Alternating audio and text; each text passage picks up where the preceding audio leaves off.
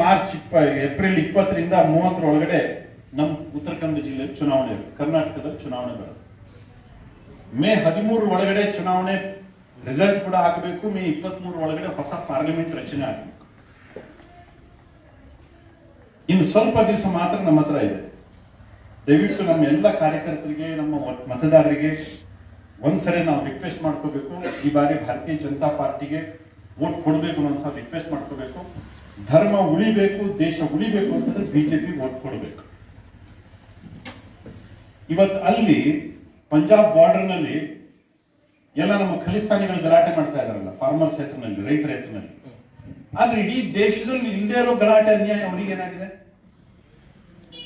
ಎಲ್ಲರೂ ಕೂಡ ಸರಿಯಾದಂತಹ ರೀತಿಯಲ್ಲೇನೆ ಮತ್ತೆ ಬರೋರು ಯಾರು? ರೈತರೆಲ್ಲ ಯಾರು? ದೊಡ್ಡ ದೊಡ್ಡ JCB ತಗೊಂಡ್ ಬರೋರು, ದೊಡ್ಡ ದೊಡ್ಡ ಬೆಂಜ್ ಗಾಡಿ ತಗೊಂಡ್ ಬರೋರು, ದೊಡ್ಡ ದೊಡ್ಡ ಟೊಯೋಟಾ ಗಾಡಿ ತಗೊಂಡ್ ಬರೋರು. ರೈತರ ಕೈನಲ್ಲಿ ಅಷ್ಟೆಲ್ಲ ದುಡ್ಡಿದ್ಯಾ? ರೈತರ ಕೈನಲ್ಲಿ ಅಷ್ಟೆಲ್ಲ ದುಡ್ಡಿದ್ಯಾ? ನಮಗೆ ಇವತ್ತು ಇಲ್ಲಿಂದ ಮುಂದ್ಗಡೆದಲ್ಲಿ ಒಂದು ಸಭೆ ಇದೆ ಅಂತಂದ್ರೆ ಯಾರ್ದಾರು ಗಾಡಿ ಸಿಗ್ತದೆ ಅಂತ ನೋಡ್ತೀವಿ ನಾವು.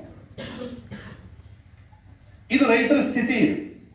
ಇಡೀ ದೇಶದಲ್ಲಿ ಇಷ್ಟೆಲ್ಲ ಸಬ್ಸಿಡಿ ಕೊಟ್ವಿ, ಇಷ್ಟೆಲ್ಲ ಮಾಡಿದ್ರು ಕೂಡ ರೈತರು ಇವತ್ತು ಅವ್ರ ಕಾಲ ಮೇಲೆ ಅವ್ರು ನಿಂತ್ಕೊಂಡಿದ್ದಾರೆ ನಿಂತಿಲ್ಲ. ಪ್ರತಿ ವರ್ಷನೂ ಸಾಲ ದೊಡ್ಡದಾಗ್ತಾ ಇದೆ. ಅವ್ರು ಮಾಡಿರೋ ಸಾಲ ದೊಡ್ಡದಾಗ್ತಾ ಇದೆ. ದೊಡ್ಡ ಕೆರೆ ತೆಗೆಯುದ್ರಿ, ಸಣ್ಣ ಕೆರೆ ತುಂಬುದು, ದೊಡ್ಡ ಕೆರೆ ತೆಗೆಯುವುದು, ಸಣ್ಣ ಕೆರೆ ತುಂಬುದು. ಪ್ರತಿ ವರ್ಷ ನಮ್ಮ ರೈತ ಮಾಡೋದು ಇಷ್ಟನೇ.